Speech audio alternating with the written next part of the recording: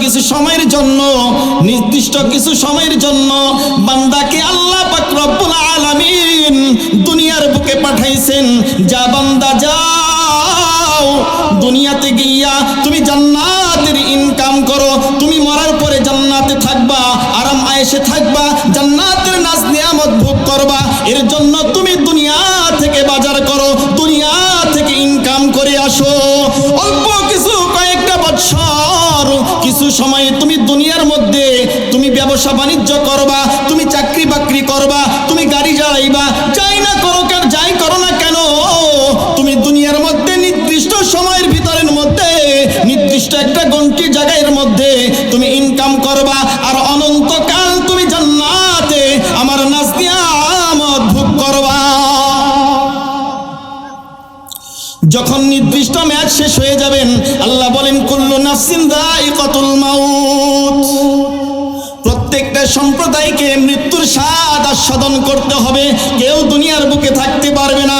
যখন কারো হায়াত শেষ হয়ে যাবে, একজন বান্দাও এমন কোনো শক্তি নাই যে 1 মিনিট এদিক সেদিক করা হবে।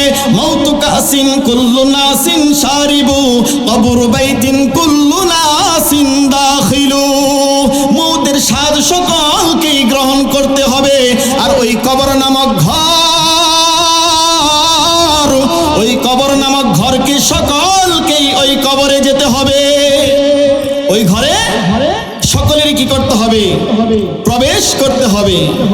কেউ থাকবে না।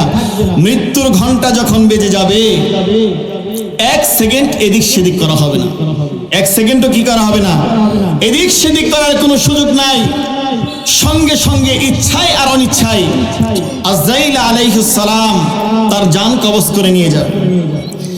আইনামা তাকুনু ইউদরিকুমুল মাউতু ওয়ালাউ কুনতুম ফি বুরুজিম মুশাইয়াদা, প্রত্যেকে কি করতে হবে? কবরে যেতে হবে। হ্যাঁ, প্রত্যেক সম্প্রদায়কে মৃত্যুর স্বাদ গ্রহণ করতে হবে। কেউ যদি সুদূর আকাশ প্রান্তেও লুকায়, হ্যাঁ, সুদূর দৃঢ় প্রাসাদের ভিতরে অবস্থান করে, সেখান থেকে আজরাইল তার জানটাকে কি করবেন? কবজ করে নিয়ে আসবেন। কেউ দুনিয়াতে থাকতে পারবে না। বর্ণিত আছে আল্লাহর পয়গম্বর দাউদ আলাইহিস সালাম,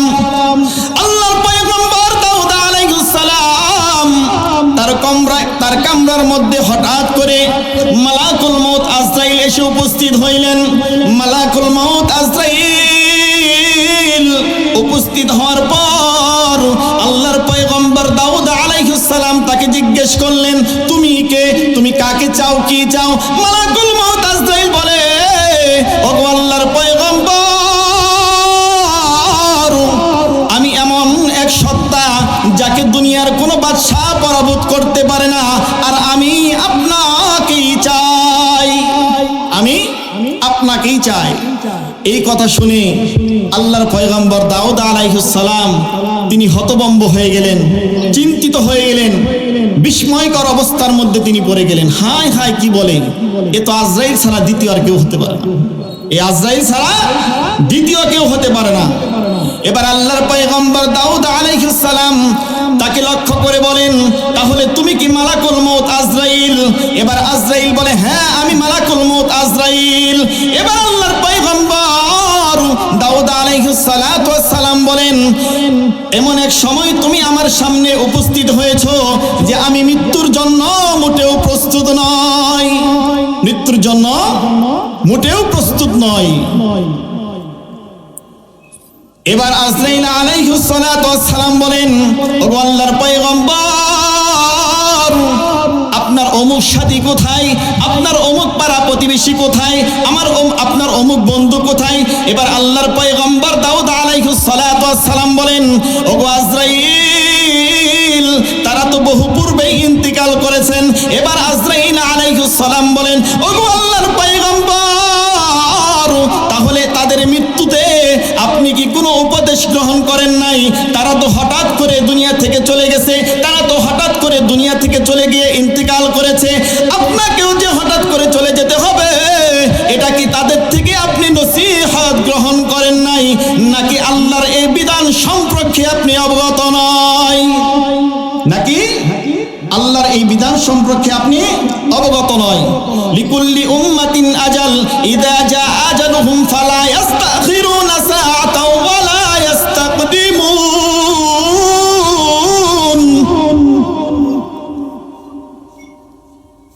প্রত্যেক সম্প্রদায়ের জন্য এক একটা ওয়াদা রয়েছে, আর এই ওয়াদা এসে যখন উপস্থিত হয়ে যাবে, না আল্লাহর বান্দা এক কদম সামনের দিকে অগ্রসর হতে পারবে, না এক কদম সামনের দিকে ফসলাতে পারবে।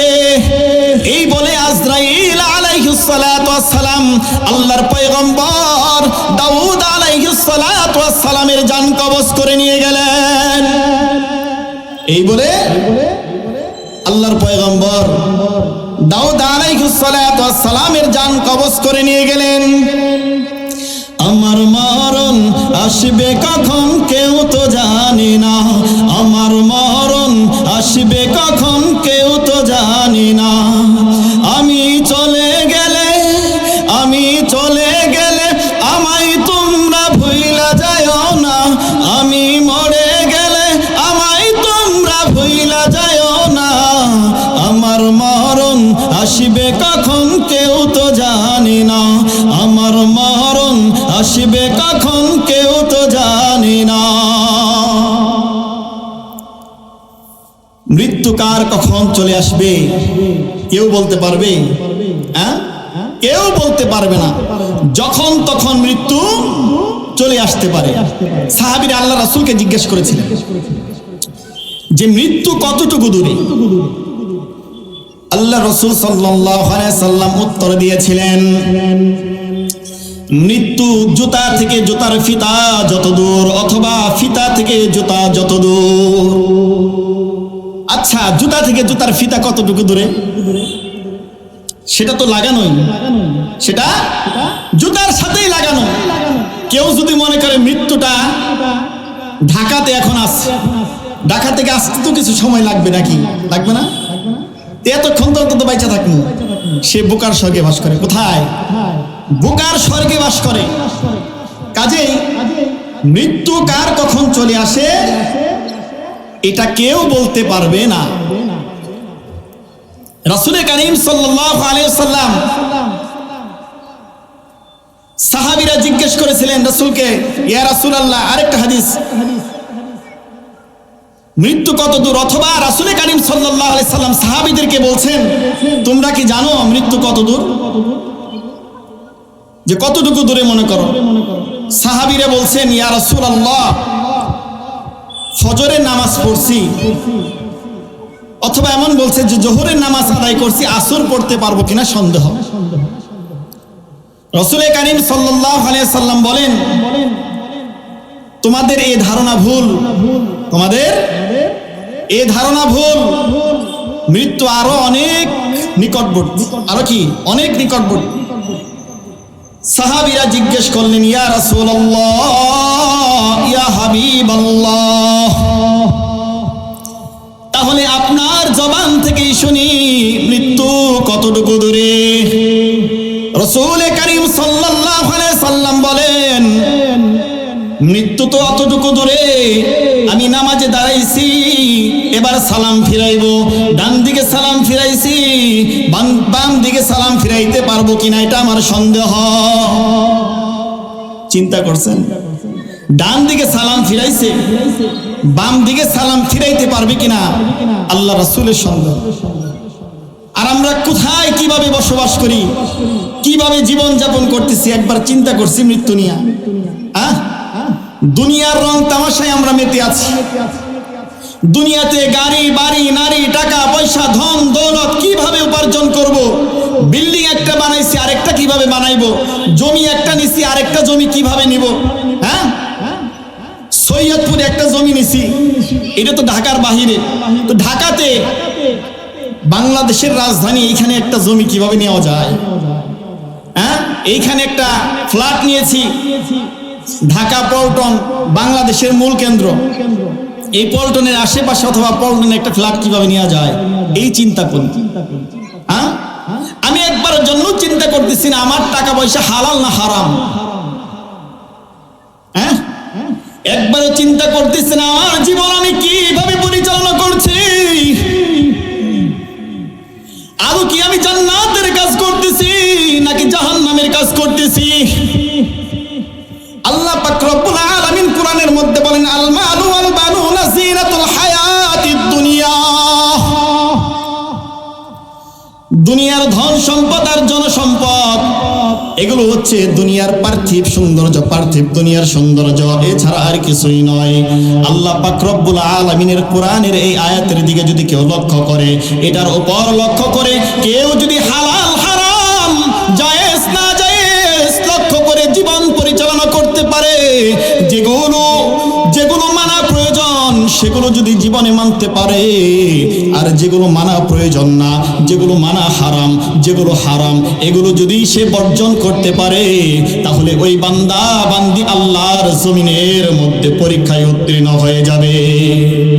তিনি দুনিয়াতেও কামিয়াব হয়ে যাবে, আখিরাতেও কামিয়াবি হয়ে যাবে। আখিরাত যদি কামিয়াব হয়ে যায় তার জন্য জান্নাত ছাড়া, আল্লাহ চাইতো জান্নাত ছাড়া দ্বিতীয় কোনো স্থান হতে পারে না, দ্বিতীয় কোনো স্থান হতে পারে না। আল্লাহ পাক রব্বুল আলামিন তার জন্য রেখেছেন জান্নাত।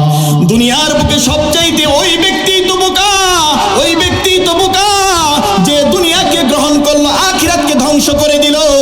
আর ওই ব্যক্তি তো সবচাইতে বোকা, সবচাইতে চালাক ব্যক্তি যে দুনিয়াকে ধ্বংস করিয়া আখিরাতকে গ্রহণ করে নিল। ওই ব্যক্তি কি সবচাইতে চালাক।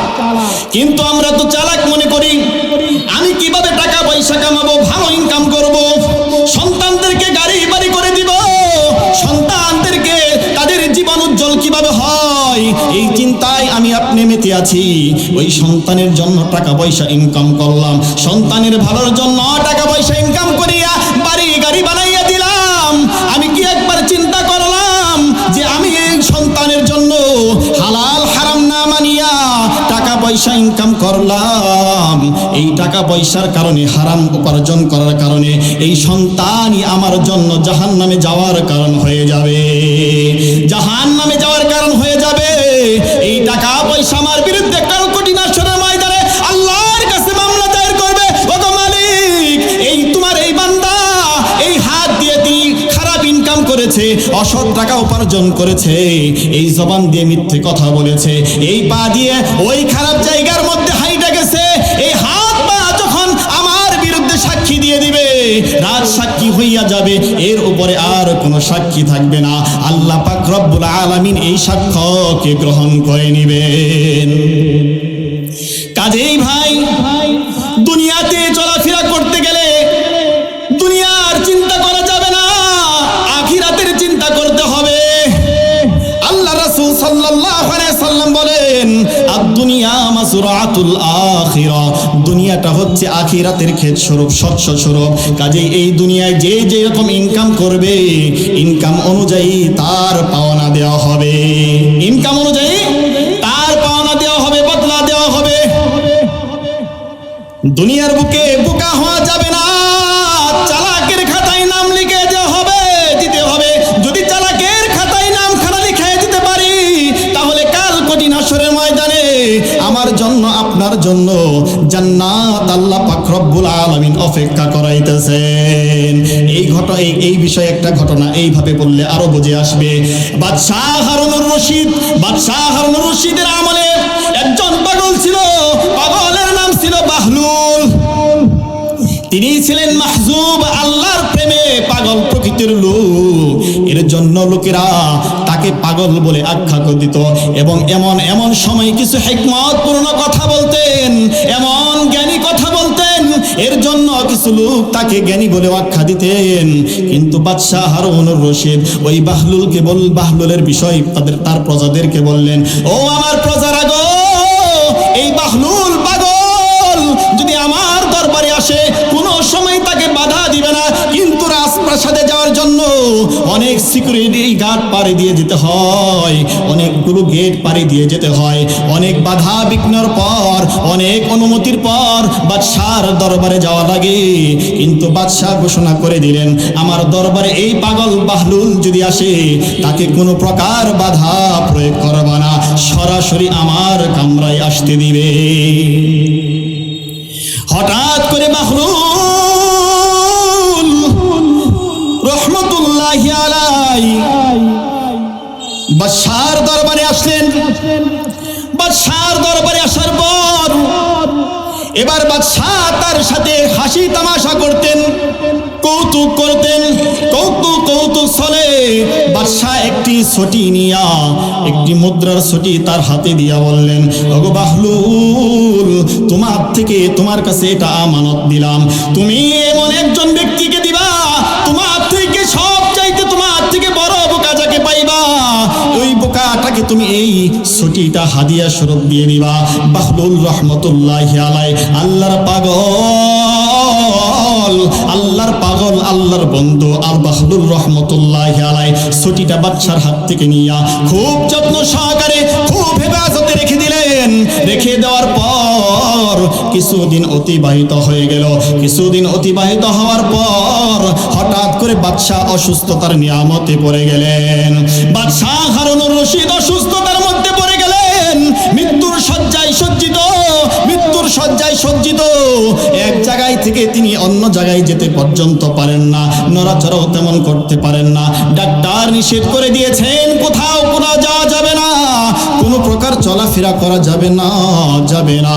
এবার বাদশার নিকট কিছুদিন ওই অসুস্থতার অবস্থার মধ্যে ওই বাহলুল রহমতুল্লাহি আলাইহি বাদশার খিদমতে হাজির হয়ে বলেন, ওগো বাদশাহ, আপনার কি অবস্থা, কি হালত? এবার বাদশাহ উত্তর দেয়, বাহলুল, আর বলো না, আমি তো এখন সফরে রওনা করেছি।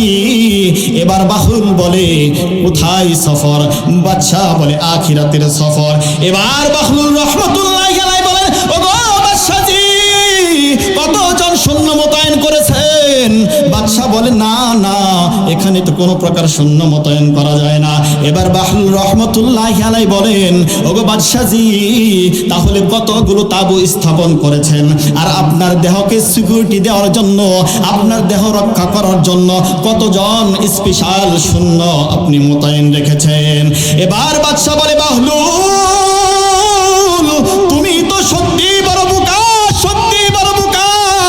আমি তো বলেছি আখিরাতের সফরের মধ্যে আমি যাচ্ছি, যেই সফরে গেলে মানুষ কোনোদিন ফিরে আসে না, যেখানে কোনো সৈন্য মোতায়েন করা যায় না, কোনো প্রকার কোনো সৈন্য মোতায়েন করা যায় না, কোনো প্রকার দেহরক্ষীও নেওয়া যায় না, সেখানে কোনো তাবু স্থাপন করা যায় না, কোনো রকম সিকিউরিটির ব্যবস্থা করা যায় না, কোনো রকম কোনো ব্যবস্থা গ্রহণ করা যায় না।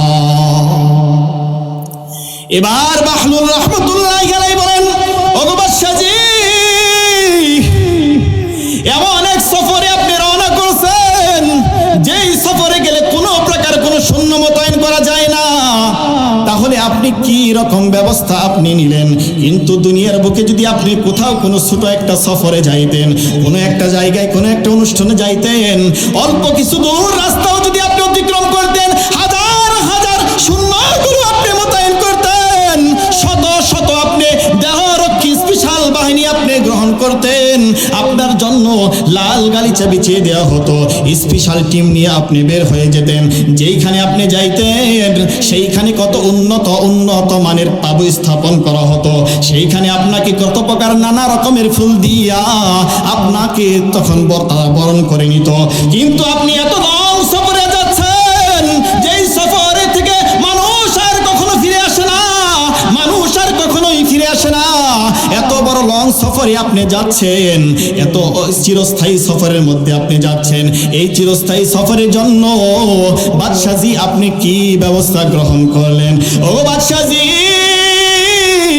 অনেক দিন পূর্বে আমাকে আমার হাতে একটা ছুটি দিয়া বলেছিলেন, ওগো বাহলুল, তোমার থেকে সব চাইতে বড় বোকা, তোমার থেকে বড় বোকা যাকে পাইবা এই ছটিটি তুমি তাকে হাদিয়া দিয়ে দিবা। ওগো বাদশাহজি, আজকে এর প্রাপক আমি অনেক দিন যাবৎ খুঁজতেছিলাম, অনেক দিন যাবৎ তালাশ করতেছিলাম, কিন্তু আমার থেকে বোকা আমি কোথাও পাই নাই, আমি কোথাও এই বোকা লোক পাই নাই, কিন্তু আজ এর সঠিক প্রাপক ব্যক্তি আমি পেয়ে গেছি। ওগো বাদশাহজি, নেন নেন, আপনি হাতে এই ছটিটি নেন, কারণ আপনি এত লং সফরে যাচ্ছেন, চিরস্থায়ী সফরে যাচ্ছেন, যেই সফরে গেলে আপনি আর কোনোদিন ফিরে আসবে না, কোনো মানুষও ফিরে আসবে না। দুনিয়ার একটু ক্ষণস্থায়ী সফরের জন্য কত আরামায়েশ, কত ক্ষমতা আপনি দেখাইতেন, কত ক্ষমতার অপব্যবহার আপনি করতেন, কিন্তু আজ আপনি নিরাশায়, আপনি অসহায়, আপনার কোনো অস্তিত্ব থাকবে না, এমন অসহায় আপনি অবস্থার মধ্যে আছেন, আপনি নাড়াচাড়া পর্যন্ত করতে পারতেছেন না। নেন নেন, যেহেতু আখিরাতের কোনো ব্যবস্থা আপনি গ্রহণ করেন নাই, আমি মনে করি আমার থেকে বোকা আল্লাহর জমিনের মধ্যে আর কেউ নাই আপনি ছাড়া। নেন, এটা আপনার জন্য হাদিয়া। এই কথা শুনিয়া, বাহলুলের কথা শুনিয়া বাদশাহ চোখের পানি ছাড়িয়ে দিয়ে বলেন, বাদশাহ চোখের পানি ছাড়িয়ে দিয়ে বলেন, মাইনে সমঝতা তুঝফি বাহলুল তো পাগল নেহি, দর হাকিকত তুঝসে বরকর কোই ভি আকল নেহি। বাদশাহ বলেন, ওগো বাহলুল, আমি তোমাকে পাগল মনে করতাম, আমি তোমাকে পাগল মনে করতাম, কিন্তু আসলে তুমি পাগল নও, পাগল নও, তোমার থেকে বুদ্ধিমান দ্বিতীয় জন আর কেউ হতে পারে না।